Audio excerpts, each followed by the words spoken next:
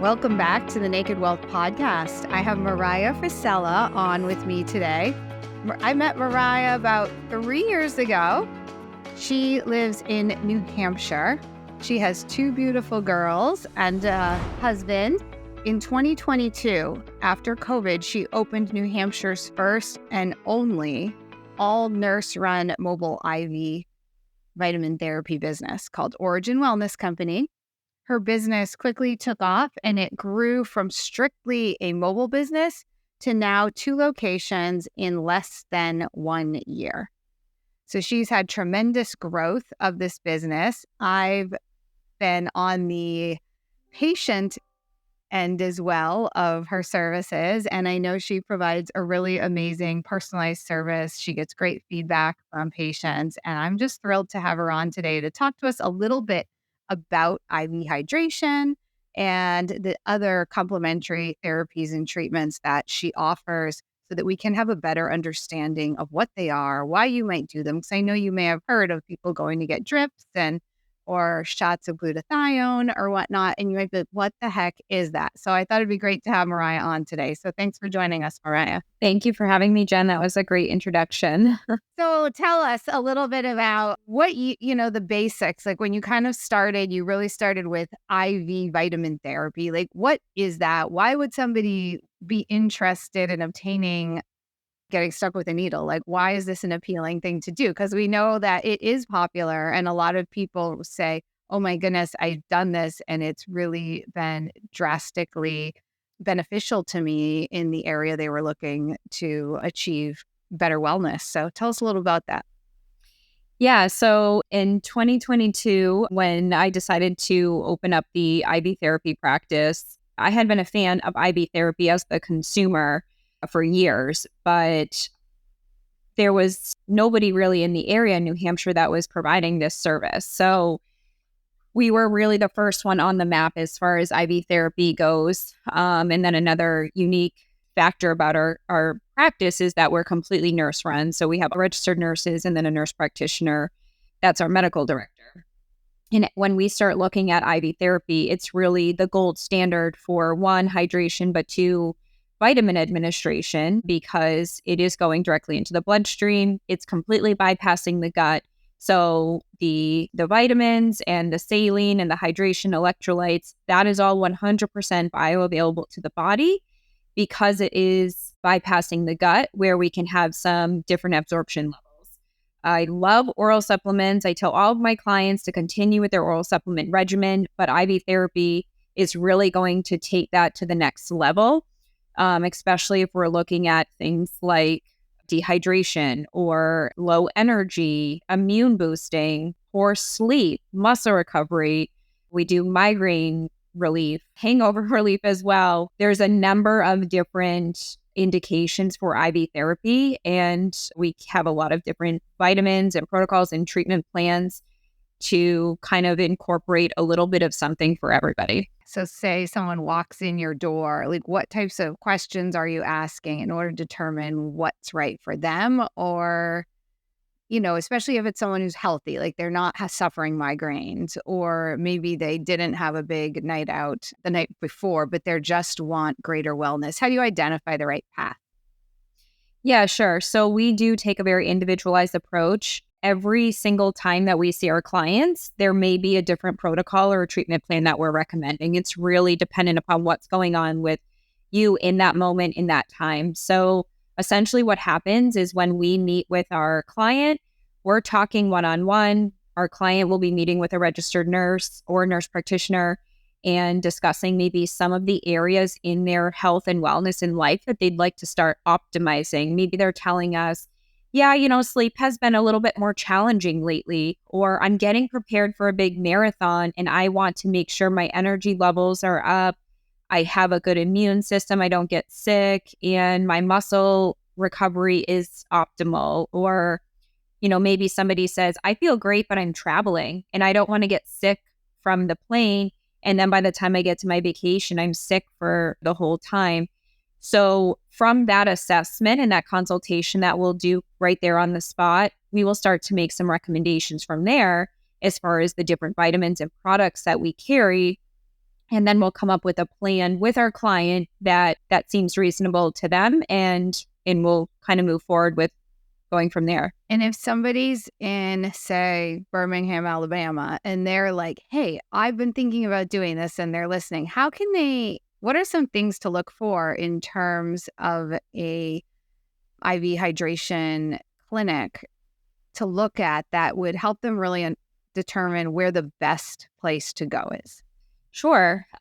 So, now that IV therapy is becoming a lot more popular, which is wonderful. There's a lot of alternative therapies that are coming to the market and shedding light on the importance of alternative therapies before we start thinking about maybe prescribed medications. One thing that I would recommend that consumers are doing their due diligence on is the safety and efficacy around the company itself. So when we're looking at IV therapy in particular, there's a couple different models. There are some big franchises out there. This, to me, is more of a big box feel. With our practice, what we're doing is it's very individualized. It's one-on-one with highly competent nurses, and we're literally sitting with you during the entire infusion. So if you feel like when you walk into the practice and you're really not being heard, but you're being sold a variety of different products and vitamins, it's okay to say this might not be right for me at this time and I need to do a little bit more research. Sometimes as the consumer, especially in healthcare, it may be difficult to determine some of these things on your own, but I would, just trust your gut. And if you don't feel like things are clean, are safe, that your nurse or your team that's taking care of you knows what they're doing, I would explore that a little bit further. No, that makes sense. I think sometimes you just don't know. There might be 5 options. So I think that definitely helps narrow things down. You mentioned complementary to traditional medicine. What are some of the things that you're offering in terms of that, and why? Like, how did you come to expand your services from the hydration and the vitamin therapies to some of your other services, and what are they? And yeah, so I'll give you a little background story about myself personally, and a lot of the things that we're doing with the practice stem back to my personal experiences, either in the nursing profession or just me personally as a consumer of healthcare, because we all are consumers of healthcare. After I had my second daughter, I wasn't really feeling myself. I was extremely fatigued. I was having mood shifts and mood swings. My body composition wasn't where I wanted it to be. I had lack of motivation to even work out. I wasn't seeing much results anyways, and low libido. I just had a number of different, symptoms that I was kind of going through. And in talking with my doctors, I was kind of just told, you're just a busy working mom. This is part of life. Kind of get used to it. And I had heard that for, a couple years, and I was in my early 30s at the time, and I just didn't really want to accept that. I didn't think that I should be feeling this lousy really at any age, but especially in my early 30s. So I took matters into my own hands, and I started working with a hormone optimization clinic out west. And we did very extensive blood work, and then started optimizing things like my thyroid, my B12, my vitamin D, and then ultimately my hormones. So testosterone and progesterone. And I had seen a humongous shift in my life personally. All my symptoms went away. My life improved dramatically. My relationship with my husband improved dramatically, and my body composition was starting to take shape of how I wanted it to with the work that I was, putting in the gym. And that really kick-started my personal journey with health optimization. But this is something that in talking with more clients around in our community, this was something that they were really seeking. They weren't feeling heard from their doctors. They had a number of symptoms, but when they had some basic blood work done, they were told, everything's normal, you're fine, get used to it. This is part of aging. And consumers don't want to hear that. That is not what we want to hear. So I have adopted this approach here with our practice, and that is now what we do here. So yes, we do IV therapy, and that is a complementary service to some of the deeper work that we do, but we're really looking at an individual with the entire approach of health optimization. So if there are some certain symptoms going on, we match those symptoms to some of the blood work that we draw. And just because we're within that normal range doesn't mean there's not room for optimization there. So essentially, how can we get ourselves to maybe the top range of normal without having side effects of certain vitamins or even maybe some prescriptive medications that we are doing? And sometimes that looks like optimizing B12 and vitamin D, but for some people, men and women, that looks like optimizing testosterone, or for women, that looks like optimizing progesterone, or maybe, we're thinking of different tools that we have for weight loss so that we can start to balance out some of the weight gain over time to prevent long-term complications of obesity or someone being overweight. I saw it in your bio that you have concierge medicine. Can you just define that term for me? Yeah, sure. So concierge style practice is essentially, you pay a monthly rate to be our client. And in that monthly rate, nearly everything that we do is going to be included for you. So your follow-ups are included, your communication back and forth. You have very easy access to your providers, your nursing team. Usually you're going to be having our direct, business line, our email, and you are top priority to us. All of our clients are high priority to us. But when you are, committing to our concierge style clinic, you have top priority. And we do not take the place of somebody's primary care. But there is a lot that we can do within our model that can prevent some of these, long-term complications from happening, or, visits that are needed from a primary care. So in the long run, it actually does end up being a cost savings to many individuals that are healthy and want to be healthy and increase their productivity. Say someone's working with a primary care and that primary care is just prescribing medication upon medication upon medication. I know I've had conversations within my own social circle about this level band-aiding the problem under the surface. How do you manage that when a client maybe has a physician that's not fully on board? Is that something that, you can give them conversation points, or how does that relationship work? Or is it really a conversation of it's time to find somebody new who really values maybe more a functional medicine approach? Yeah. I mean, oftentimes the clients that we're seeing coming over to us are at the point of being extremely frustrated with their primary care. And there's a lot of great primary care providers out there. I don't want to discredit them at all. And we do try to work as closely as possible with primary care providers, because sometimes there are things that the primary care providers know about our client that we simply don't know or hasn't been shared with us. But a lot of times clients are coming to us because the symptoms that they are displaying to their primary care provider are kind of being brushed under the rug, and they are now taking their health into their own hands and doing their own research and, trying to find a team that will truly listen and start optimizing instead of, like you said, band-aiding or masking a problem with a medication. For example, we see many female clients that are perimenopausal that, will tell us that they're having mood swings, mood shifts, they're having difficulty sleeping, they're having night sweats, hot flashes. And oftentimes the primary care provider is suggesting going on an anti-anxiety medication or an antidepressant medication or an SSRI instead of first drawing a hormone panel and just baseline seeing where are your hormones at here in this perimenopausal process. And they're certainly not looking at things like replacing hormones like progesterone or testosterone that can almost immediately get rid of all of these symptoms. And it's just enhancing and complementary to what your body's already producing. So that's just one example, and there's many more. But, oftentimes it is that clients are coming to us because they just feel like they're not being heard from their primary care, and they don't want to go down the prescriptive medication route. Yeah, you've kind of talked a lot about hormones. Would you say that, I know for you, is an area of specialty working with women? What are some things that do you work with men, and what are some of the treatments and things that you're finding in the male population that your people are coming to it? Sure. Yeah. Yeah. We do treat men.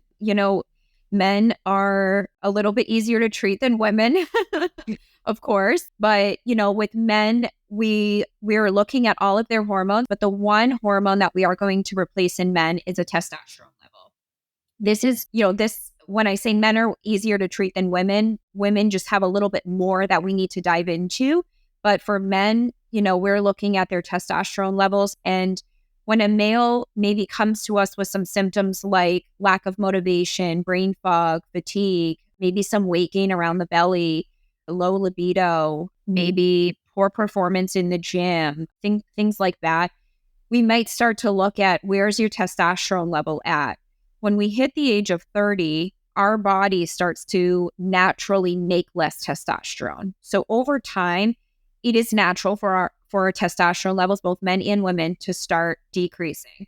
But we need to start looking at in men, was there anything in their life that maybe have caused their testosterone to dip down a little bit earlier than what we expected, or dip down into a range that is far lower than what we expect at that age? Were they a athlete in high school or college, maybe for football, hockey, lacrosse, something like a high impact activity where maybe they were getting a lot of hits to the head? That is going to naturally suppress the testosterone production, especially in those late teen and early 20 years, when the testosterone really should be like almost through the roof. Was there maybe heavy marijuana use? That is going to stunt testosterone production as well. So some of these things we need to take into account when we're having these conversations.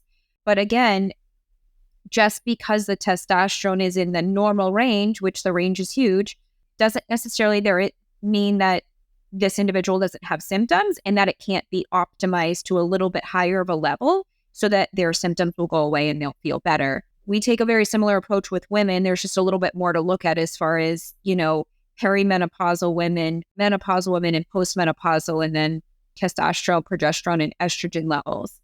But especially in men, when testosterone replacement is done properly, it can enhance not only the symptoms they might be feeling, but the physiology of their body. So testosterone actually boosts their estrogen level a little bit, which is a heart protectant for men. So having a little bit of a higher testosterone level is actually a good heart protectant for men. It also improves their insulin sensitivity, so it can help decrease their risk of having type 2 diabetes.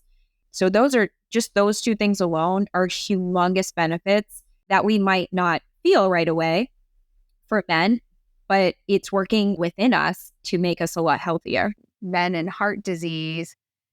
And I've never really thought of the hormonal relationship between that. But then you even backed up and you mentioned heavy marijuana use. And with legalization of marijuana, I mean, I know I've been hearing and seeing studies that testosterone overall is decreasing in men.